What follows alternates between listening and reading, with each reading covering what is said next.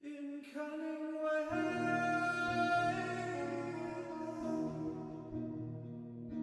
the make-believe.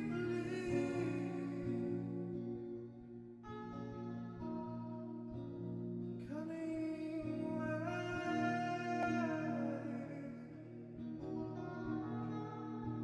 the shame.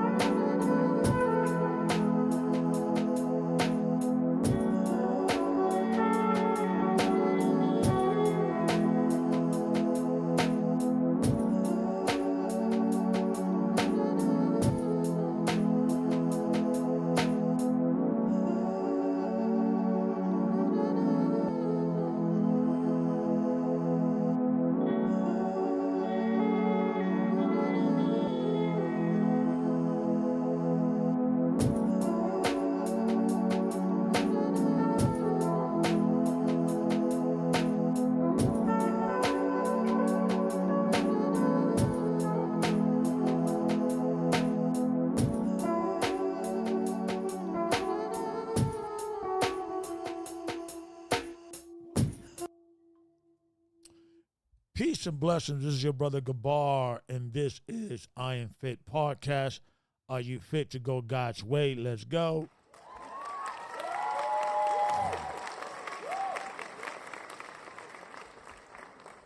Peace and blessings to all the brothers and sisters that are, lending me their ears. Thank you for allowing me to come into your living room today and share my thoughts with you guys. So, make sure you like that, you hit that like and subscribe.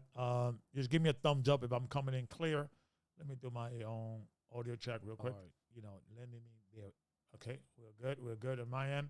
Okay, oh praises. So I want to have a conversation about Hanukkah, the Feast of Lights, the Feast of Dedication. Happy Feast of Dedication, everyone. I hope you enjoyed the Feast of Dedication. I've been a little under the weather. I've been taking garlic and honey all day, and well, not all day, but I took some yesterday and some today. My wife keep reminding me to take some. And I was contemplating over. I was trying to come in yesterday, but I just didn't feel up to it. The weather was I wasn't 100% back. I'm not 100% still, but I'm a little better today. So let me see if we could do a quick show today. So I want to unpack the Day of Dedication. It's known as the Feast of Lights, Hanukkah in Hebrew. It's a celebration that is not a well-known Israelite holiday. I think the only reason people are familiar with it to some degree is because it coincides with Christmas. It always lands in December around the Christmas time.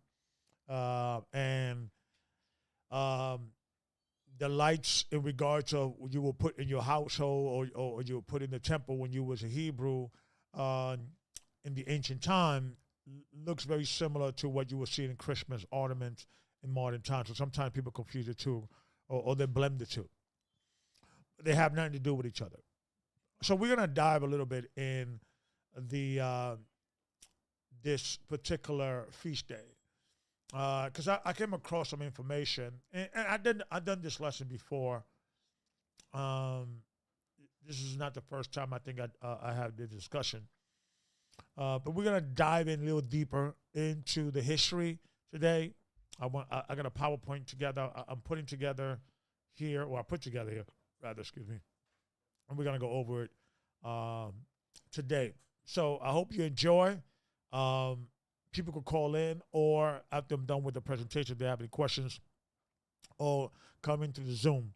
The Zoom link is below. Okay, and I'm going to put some of these links on the chat line as well, so you guys can follow up. And I got some new discovery interesting stuff that we may have to unpack and maybe look into much deeper.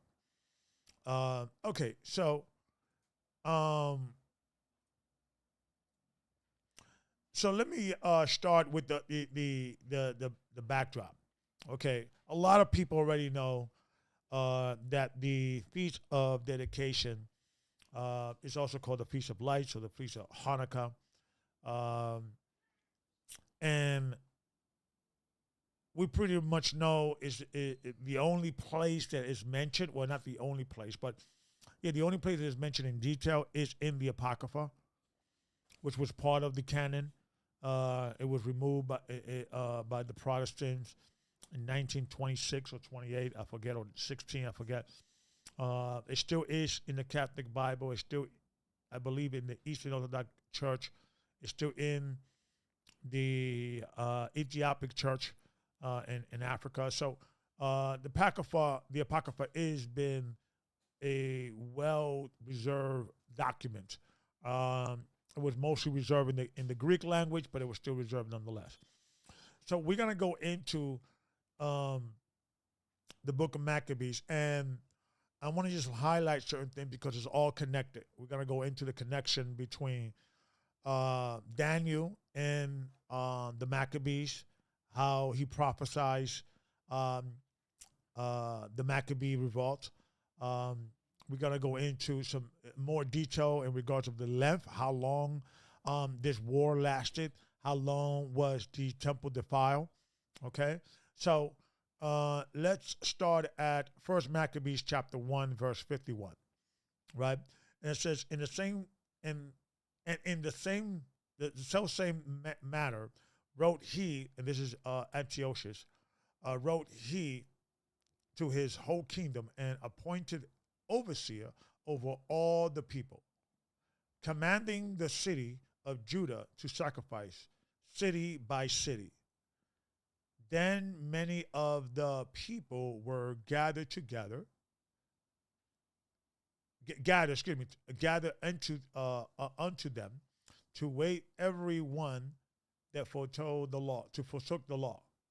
And so they committed evil in the land and drove the Israelite into secret places whensoever they could flee for succor. Now pay attention.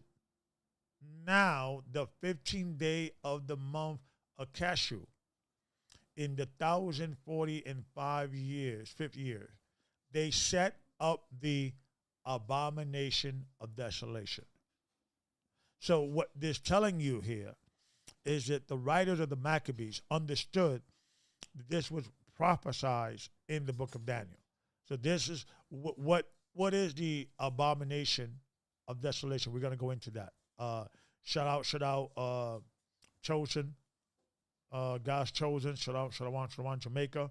I see you supporting. I appreciate you. You calling. You support every week. I appreciate you. Okay, so I want you to stick with that word, abomination of desolation. Upon the altar and build idols after thereof in the city of Judah on every side, and burn incense at the door of their house and in the streets. And when they had rent in pieces the books of the law, which they found, they burned them with fire. And then I'm still doing research who rewrote the scriptures, because I know that Nebuchadnezzar destroyed the first records, and then Ezra rewrote them by the Holy Spirit. And this is after Ezra, right? This is years later after Ezra. So I'm doing research how we got the records again, okay, and so forth, so on, right? So they burn out records with fire, the laws of the books of the law, and whoever was found with any of the books of the testimony or any community to the law, the king command was that they should be put to death. Thus did they by their authority unto the Israelite every month, to as many as were found in the city. Now, the 5th and 20th day of the month, they did sacrifice upon the altar, the idol altar, which was upon the altar of God. Now, this day, I'm doing more research on the 25th day. There is some significance to that day, but what that significance, it's we're gonna. I don't want to speak prematurely, but there's some spiritual connection to that December. Well, it will be considered December 25th, but it's the 25th day of the 9th month. We're not in the 12th month according to the Hebrew calendar. In the Julian calendar, that was before the Gregorian calendar, the year or the first day of the year was in March, and that was practically the universal New Year for all nations. Give or take some changes here and there, and including the Romans. The Julian calendar was later changed by the Gregorian calendar. That calendar start the New Year on the winter. There's some connection to all of it. Is connected to the year or December 25th or the 9th month or the 25th day of the 9th month, right? We're going to go into all the connections, so bear with me, right? So let me go here to the next stage. Now, the month Cashew or Kashvir is pronounced different ways, is the 9th month. Let me read this real quick. This is the Maccabees. This is from New Revised Standard Version, the updated edition. It happened that that on the same day on which the sanctuary has been profaned by the foreigners, and the purification of the sanctuary took place. This is on the 25th day of the same month, which is Kashlush. I don't know pronounce the Hebrew word, but anyway, and then when you see V in the letter, that's Yiddish inspired. That should be a wa, not a va, but that's a different conversation. So it says here, kashu. It is the Hebrew word. Okay, the standard. Kashu is the King James Bible, authorized English Bible in the third is the third month of the civil year and the 9th month of the ecclesiastical year of the Hebrew calendar. So it's the third month of what they consider the Jewish New Year, because that's when the season starts right after the memorial blowing the trumpet.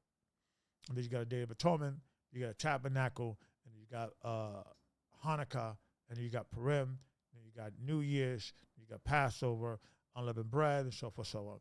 So it ushered in the feast New Year, but in classical or the regular New Year really is start in March, and this month Catcher is actually the 9th month, right? Okay, so just to understand that it didn't happen on the 12th month, although in this Gregorian calendar is in the 12th month, but it really happened on the 9th month, right? So let's continue. Let's read a little bit on the history. This is profound because a lot of new information that I forgot about and I read, but I think it's connected through. It may be some connection there in regards of future prophecy, in regards of the 7 last year, 3.5 of torment and 3.5 or you got to survive that 3.5 years. And I'm still doing more research on that to try to put it all together, but I think this shines more light on that, right?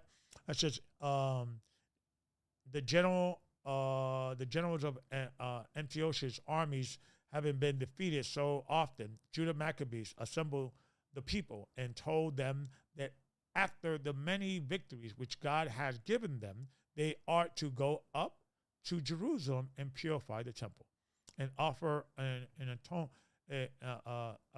atone sacrifice. But when he has, let me put this over here because it's a little farther for me. Let me just put this over here real quick. Let me open up this. Okay, no, not this one. Let me open, there we go, this the one right here. And then I could open this bad boy up and I could read it because it's a little more bigger than, okay, so let's see where we at. We in,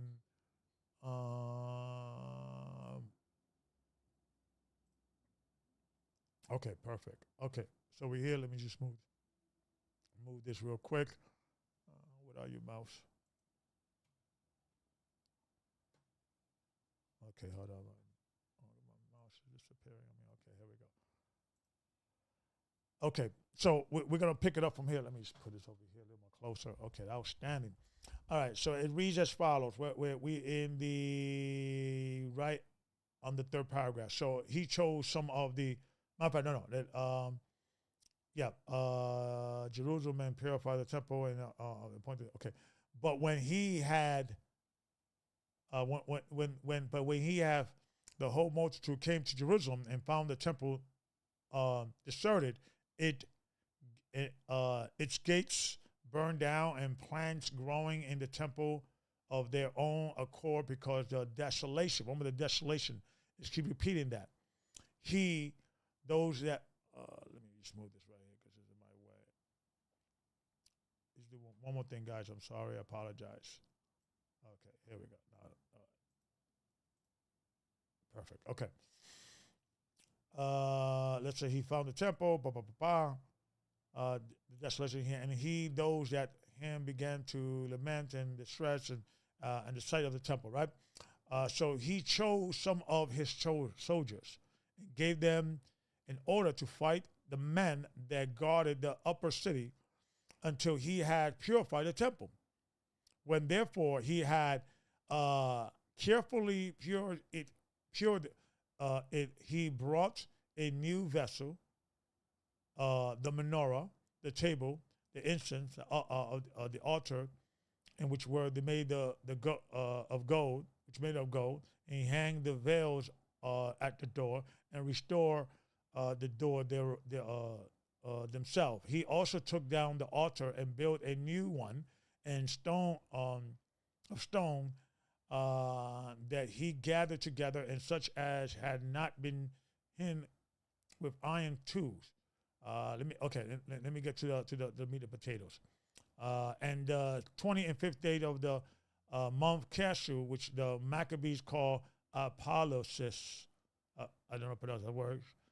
They lightened the lights. That's why it's also associated with Feast of Light. This is Maccabees. This is the Antiquities of the Jews, right? It says Josephus, that were on the menorah, and offer incense upon the altar, and let the shewbread, the loaf upon the loaf upon the tables, and offer whole and burnt offering onto the new altar. And it happened. This thing took place on the same. This is important. This took place on the same day on which 3 years before, right? So this is, and so in the book of Daniel, it says that the temple will be rebuilt in troublous times. When you look at the Maccabees, when they rebuilt the temple, they were still fighting in the middle of the war. And Judas Maccabees, he said, listen, go fight. I'm going to clean the temple while you guys are still fighting. So that's why it says the temple was rebuilt in troublous times, right? So, but it was 3 years later. Now, you notice the 3 years, or some say 3.5 years, of that you have to get through to make it through the desolation. Mentioned in the book of Daniel, I think chapter 12. We're going to get into that today. What I'm noticing that history is replete and it's repeating itself. So when you see a prophecy that has been fulfilled, it doesn't mean that it's not going to be fulfilled again, right? So it says 3 years before, and divine worship has been reduced to a impure and profane form of worship. For the temple had remained desolate for 3 years after being made so by Antiochus. And the desolation of the temple came about in occurrence with the prophecy of Daniel. So Josephus understood that this is the fulfillment of the book of Daniel. But we also have to read what Christ said as well, right? Because he also mentioned that when you see the desolation spoken by Daniel, flee. So that means it's a continual thing, right? Which he had been made 408 years before. And he had revealed that the Maccabees will destroy it, meaning we destroy the temple of Baal, right? So let me go to the next slide. Let me move it here for you guys to see it as well. Okay, so this is Daniel. A lot of you guys are familiar. Okay, it says 70 weeks are determined upon the people to upon the holy city to finish the transgression and to make an end of sin and to make reconciliation for iniquity and to bring everlasting righteousness and to seal up the vision of prophecy and to anoint the most holy. Now, therefore, and understand that from the going forth of the commandment to restore and to build Jerusalem, at that time, that's when Darius allowed us to rebuild the temple, unto the Messiah, the prince, shall be 7 weeks and 62 weeks. The street shall be built again, and the wall, even in travelers' time. So that's what it's talking about, even in travelers' time, that it was referring to the Maccabees, okay, and things of that nature. But that is not a full fulfillment of the prophecy, and we're going to get into that. Verse 27, and he said, and he shall conform the covenant with many for 1 week, and in the midst of the week he shall curse the sacrifice and the oblation to cease. This is talking about Antiochus.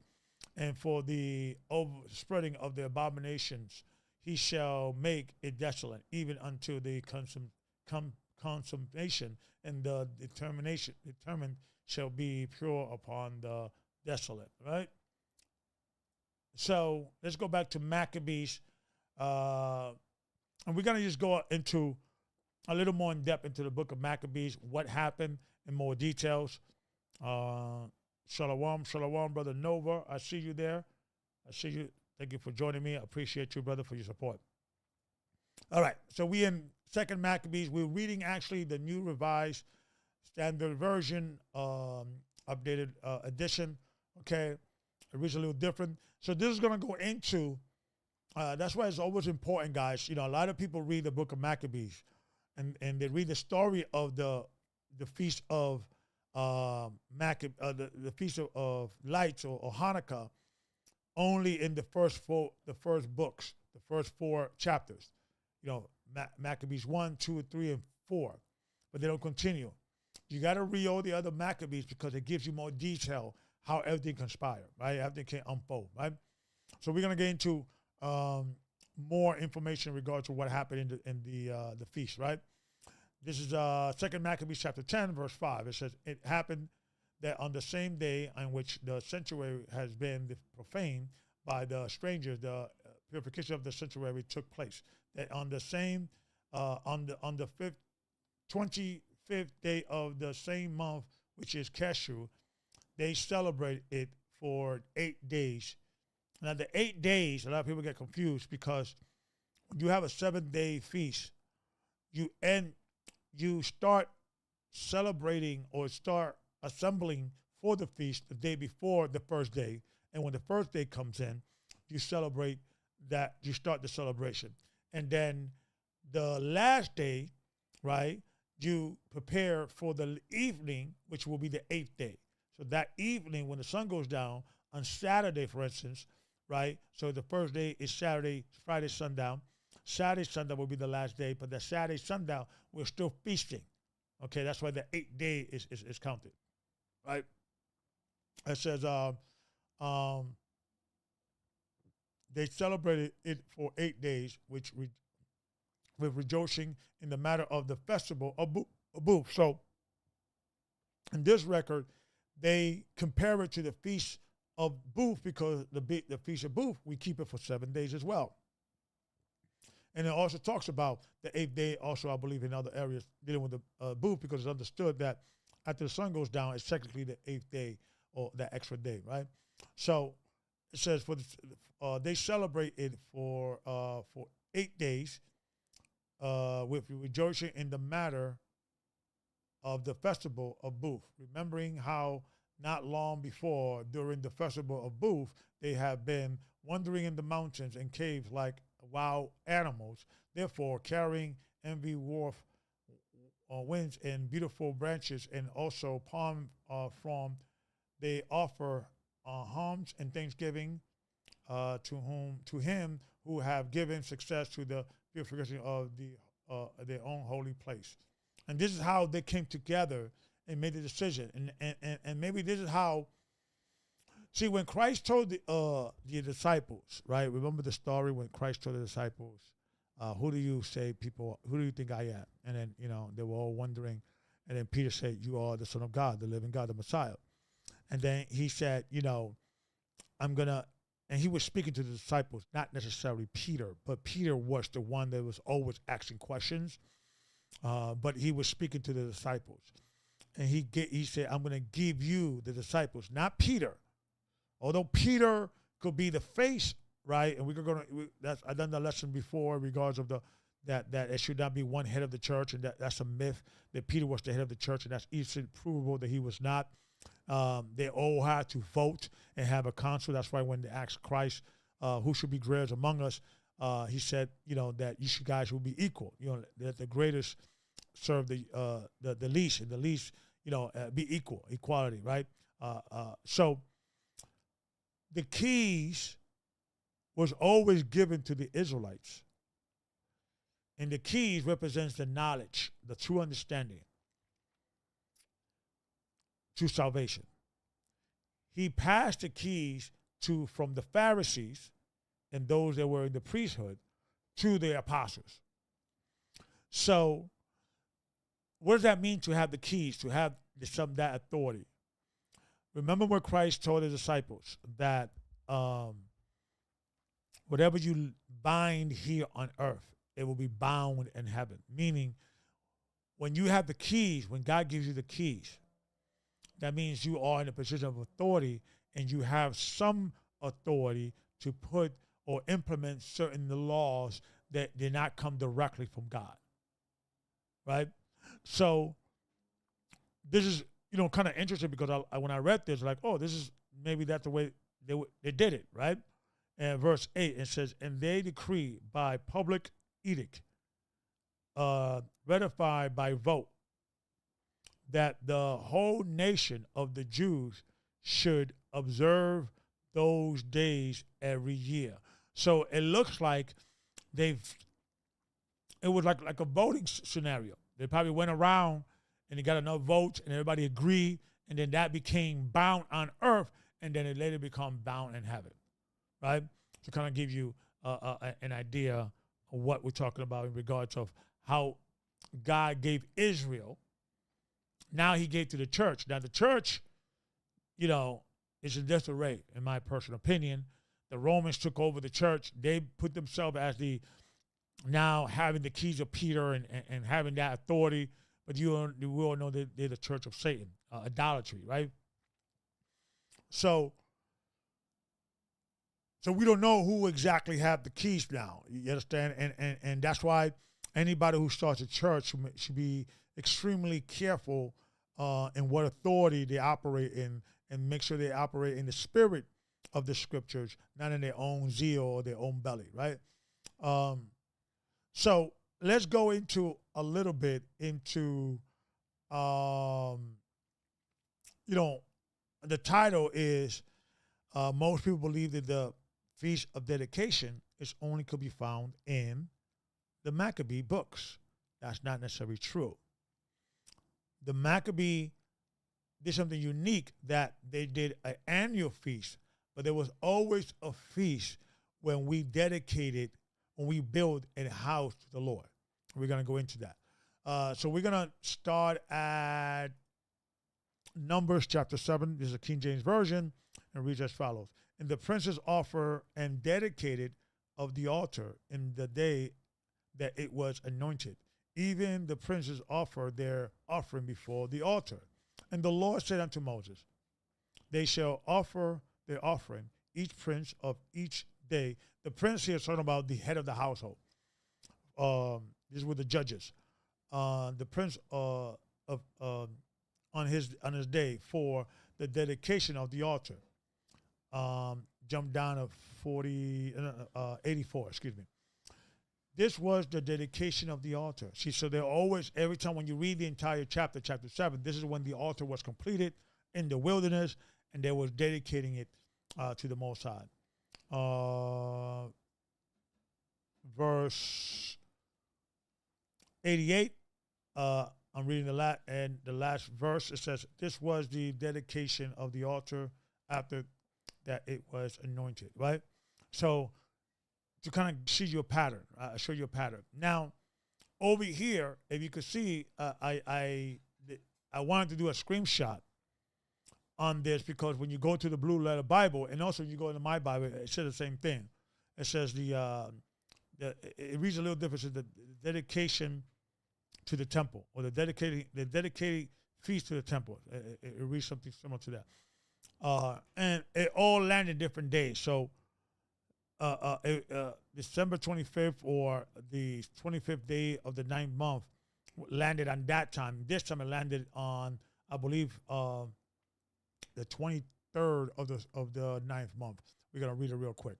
Okay, so you can see it says the Feast of Dedication, showing you this feast, this concept of dedicating the temple existed before the Maccabees, right? The only thing that was unique within the Maccabean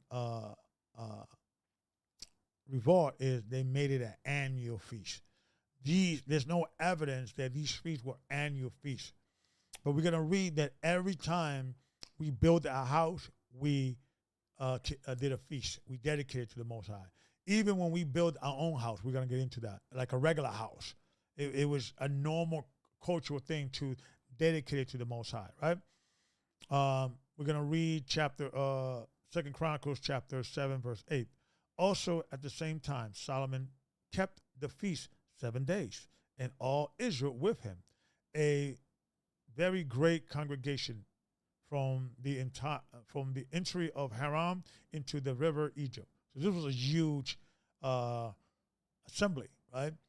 And in the 8th day, they made a solemn assembly. Why? Because when the sun goes down, if you keep it for 7 days, when the sun goes down, that will be the last day, and that will be counted the 8th day. That's why in the beginning it says he kept it for 7 days, but when you go down, it says on the 8th day at evening, right? Or on the 7th day at evening becomes the 8th day. And in the 8th day he made a solemn assembly, for they kept the dedication of the altar 7 days, and the feast 7 days. And on the 23 day of the 7th month, now I'm sorry, this actually landed on the 7th month, he sent the people away into their tent, glad and merry in heart for the goodness of the Lord, and show unto David and unto Solomon and unto Israel, his people, right? So this was like a big deal. It was a big deal. But how do we celebrate it now? How do we celebrate it now? Shalom, TB, good to see you. Thank you for supporting. Thank you for lending me your ears. All praises. So,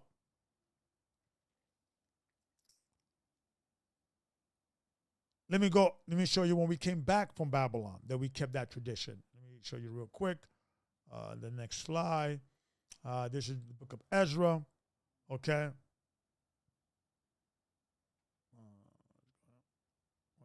Okay, here we go. Wait. Okay. So the book of Ezra, chapter 6. And this gets repeated and also in Nehemiah and also in other areas. So you can read it on yourself as well. It says, verse 14. And the elders of the Jews built, and they prospered through the prophecy of Haggai, the prophet, and Zacharias, the son of Adu. And they built and finished it according to the commandments of God of Israel, and according to the commandments of Cyrus and Darius and Artaxerxes, the king of Persia. So they're all, and you can read that story also in this book, Nehemiah and also Ezra. How we was also getting pushed back trying to build that temple. The first time we had to actually build it with swords in our hand or swords on our side to defend ourselves while we were building it. So you can read that story in the book of Ezra as well, right? So let's continue reading verse 16. And the children of Israel, the priests and the Levites and the rest of the children of the captivity kept the dedication of this house of God with joy. So it shows you that every single time the new house of the Lord was built, there was always a feast. It was a dedication feast. So the Maccabees didn't just made it up out of nothing. The only unique thing was that it was an annual. Now it became an annual feast. And if you read the entire Maccabee stories, man, it's well deserved, right? Verse 17, and they offer at the dedication of the house of God 100 bullocks and 200 rams, and go into different sacrifices, so forth, so on. You guys should read that on your own. So this pattern continues, right? The patterns continue. Let me go into the next slide real quick. This is going to be a quick. This is show you that it was common to dedicate a house to the Lord when you build it, like literally where you're going to live. It was a common thing to dedicate. So it looks like every time we build something, an infrastructure, we always dedicate it to the Most High, right?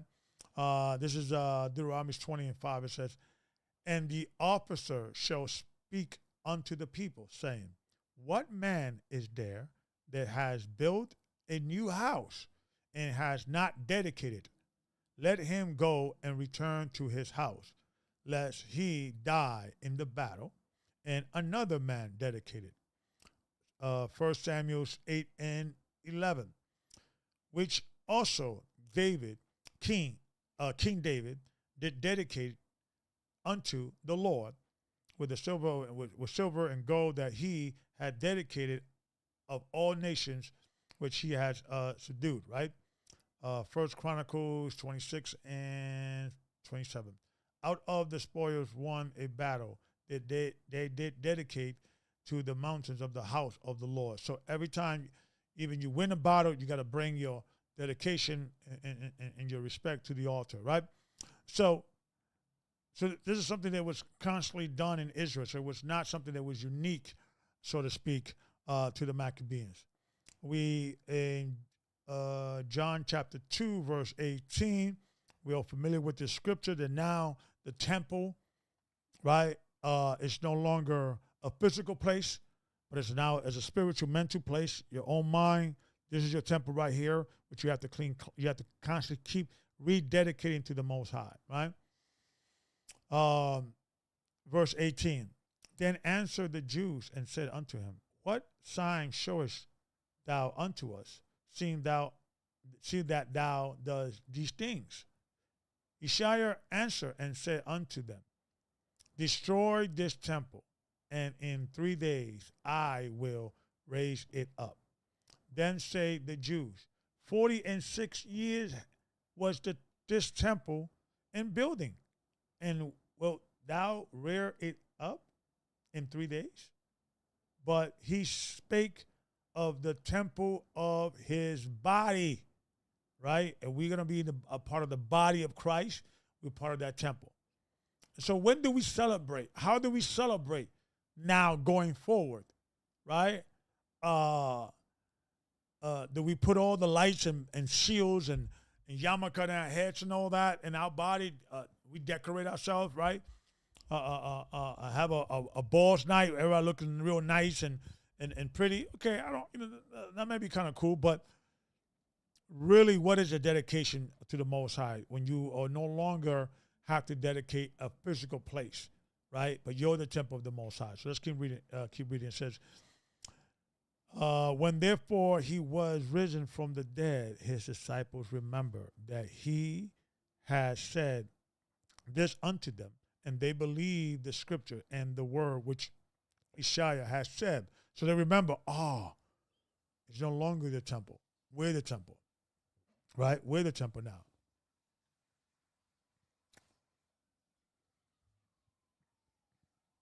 Hebrews 10:16. This is the covenant that I will make with them after those days, says the Lord. I will put my laws into their hearts, and in their minds will I write them. And their sins and iniquities will I remember no more.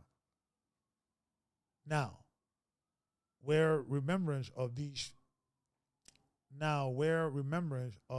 is, there is no more offering for sin. So you don't have to offer anything. You don't have to dedicate anything anymore, right, to the Most High to redemption of sin. You are dedicating yourself, right? Verse 19. Having therefore, brethren, boldness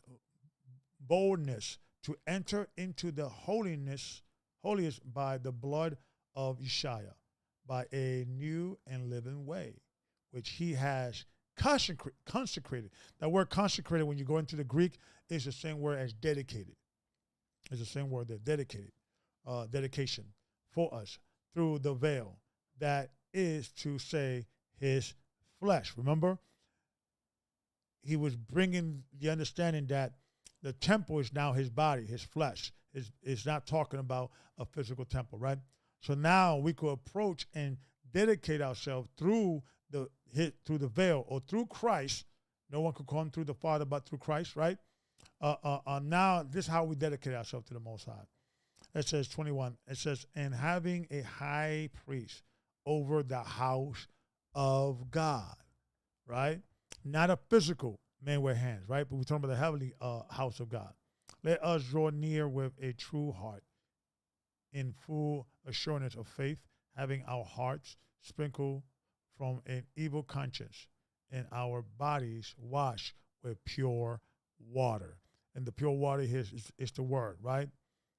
It's a lot of symbology here, right? let's see here.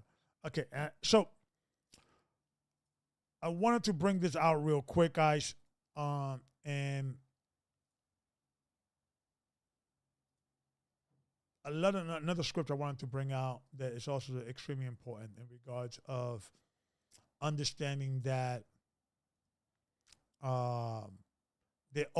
there's a lot of symbology, right? There's a lot of symbology here in regards of the word. So we're going to go into the scriptures. The book of John does record that Christ kept the feast of dedication, right? He went to Jerusalem, the feast of dedication. So we're gonna read that real quick. So we're in the book of John, chapter, I believe 22. What chapter? No, 10. I'm sorry. We're in chapter 10. Chapter 10, and we are in where we left off. I think it was 10 and 22. There we go. Okay, so it reads as follows. Should I put it? I could read it. That's fine. Now, it was the Feast of Dedication in Jerusalem, and it was winter.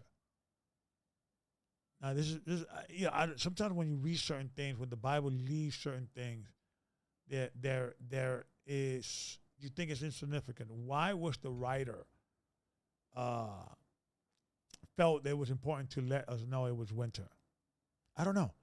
Maybe something, but maybe we're going to come back to that. And Yeshua walked in the temple in Solomon's porch. Then the Jews surrounded him and said unto him, how long do you keep us in doubt? If you are the Christ, tell us plainly. Yeshua answered them, I tell you, and you do not believe. The works that I do in my Father's name, they bear witness of me. But you do not believe because you are not of my sheep. As I said to you, my sheep hear my voice, and I know them, and they follow me, and I give them eternal life, and they shall never perish, neither shall anyone snatch them out of my hands. My Father, who has given them to me, is greater than all, and no one is able to snatch them out of my Father's hand. I and my Father are one, right? So let me go here real quick. Okay. And the reason why history repeats itself, and this is the reason why we know, okay, even Josephus understood, and the Jews, for the most part, took that the Maccabean revolt was the prophecy mentioned in the book of Daniel. So when you're reading about the kingdom of the south, the kingdom of the north, these are all the four generals of Alexander. After Alexander, before he passed away, he divided the kingdom into four parts, right? 4 parts. And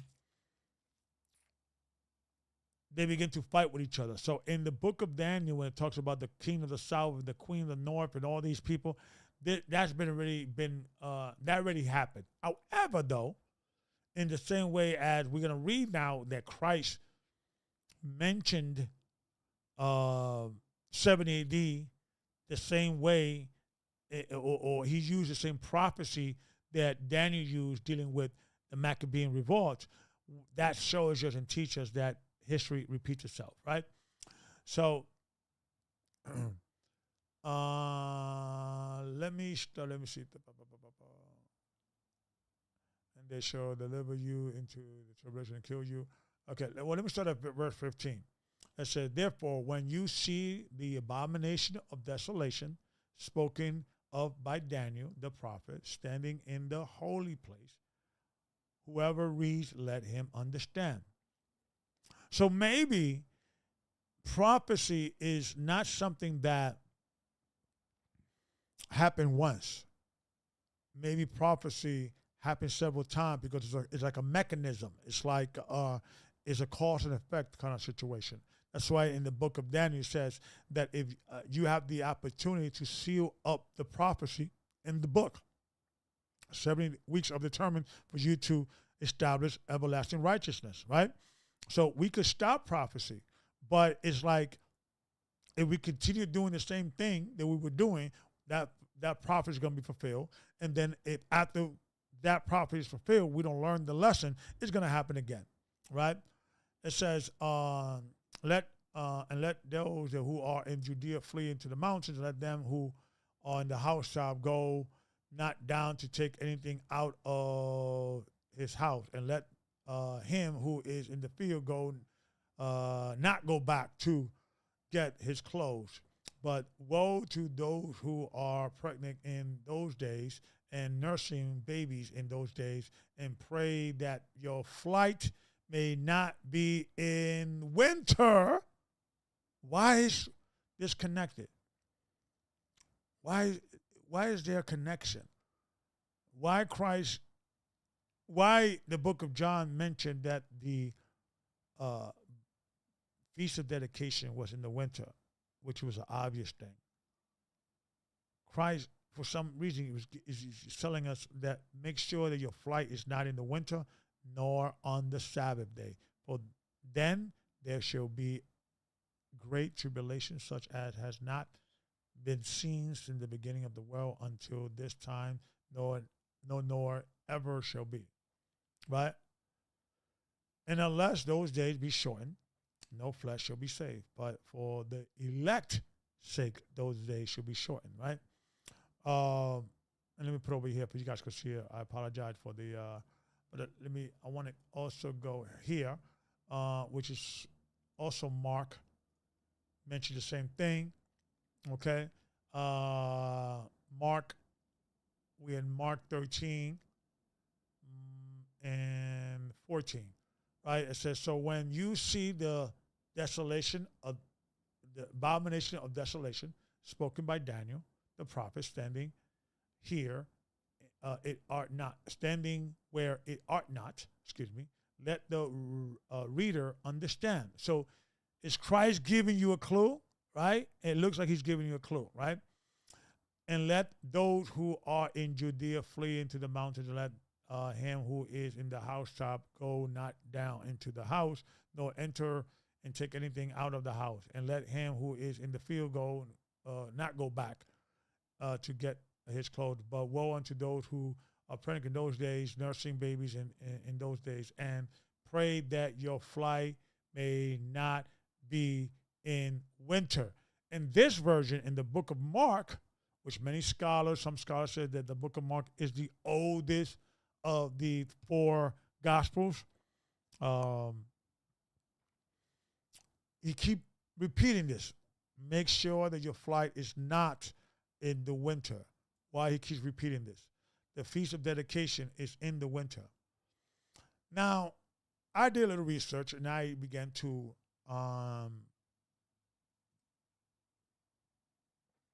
figure out where else happened in the 25th day of the ninth month. What else happened in history, in biblical history?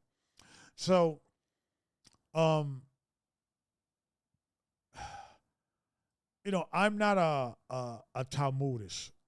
However, though, what people need to understand that our brother Esau that converted into Judaism through the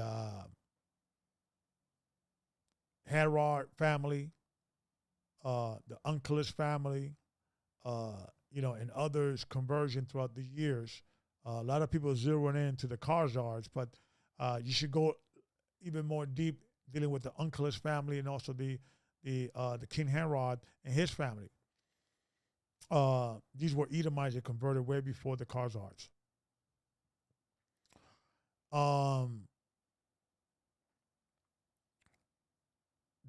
One thing that the Romans and the Greeks are good at is keeping records.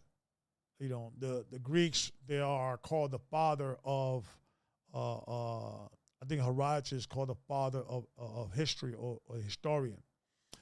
So the Roman Catholics have a lot of our records in their Catholic church in the library. They don't want to let go.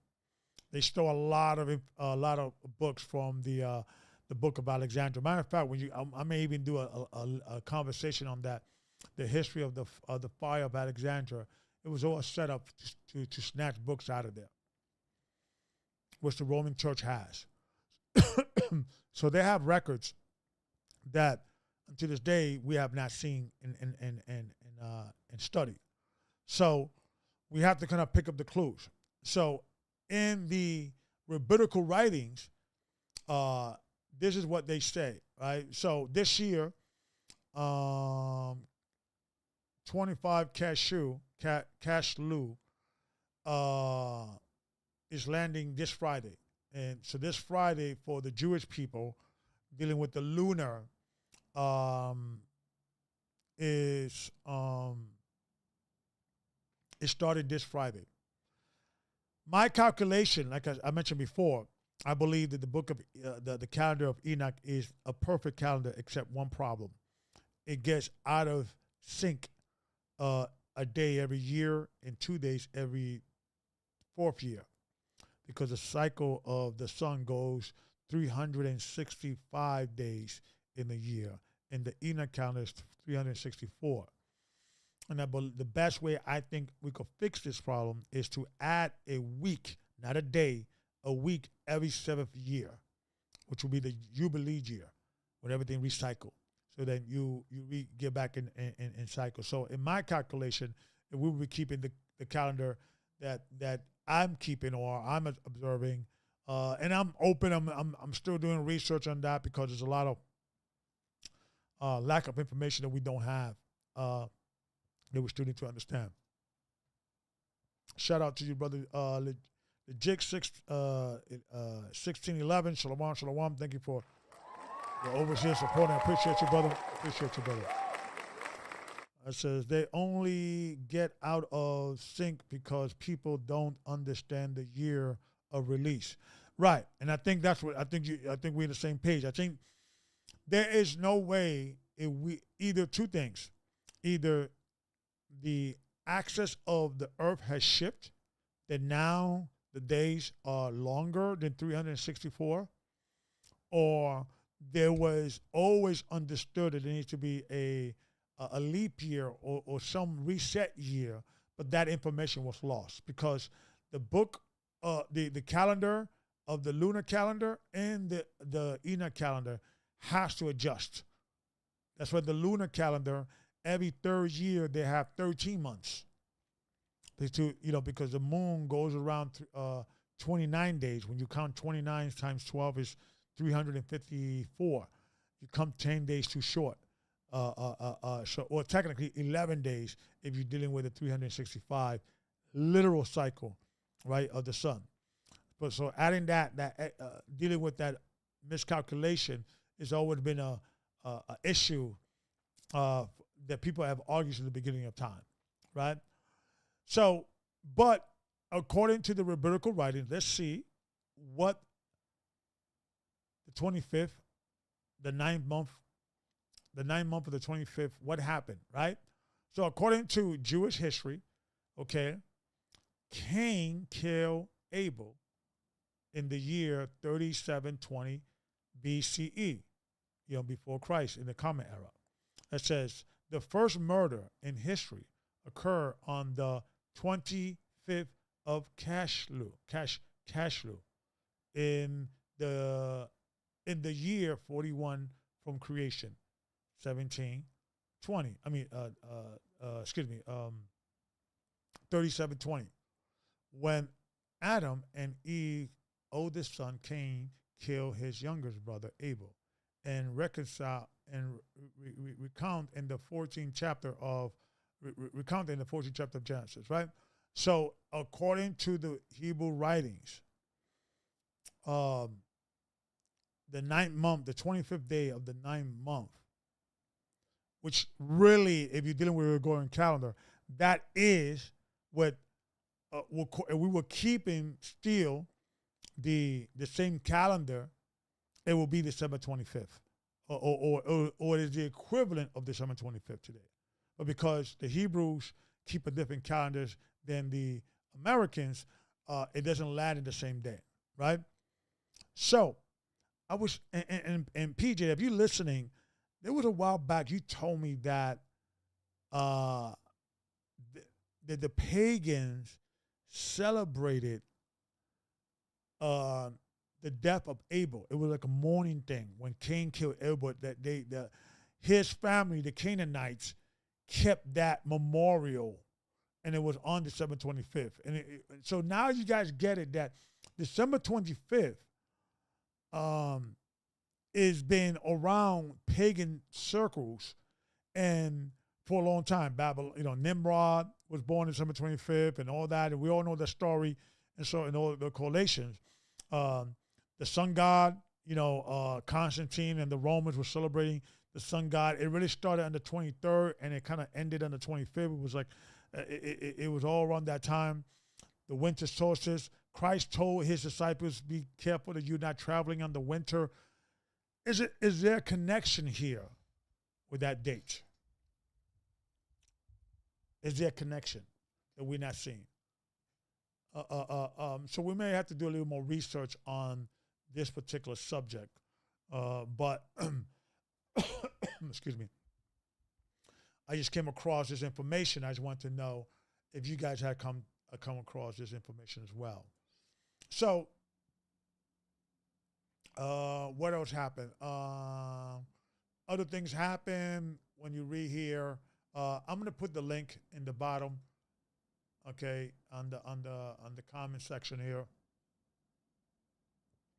And you guys can read it on your own. I'm not convinced yet because I always need two witnesses.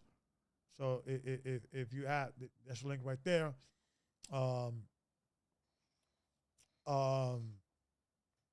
But I wonder if there's a connection with Cain killing Abel and that becoming a Babylonian feast day, that it kind of circled back around to us. And now the Maccabees, the Hashmonean family, because the Feast of Dedication is really a mockery to the Greeks and Romans and those that were attacking us.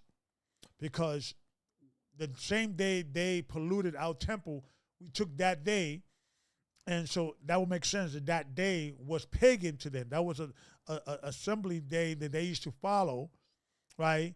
And that's when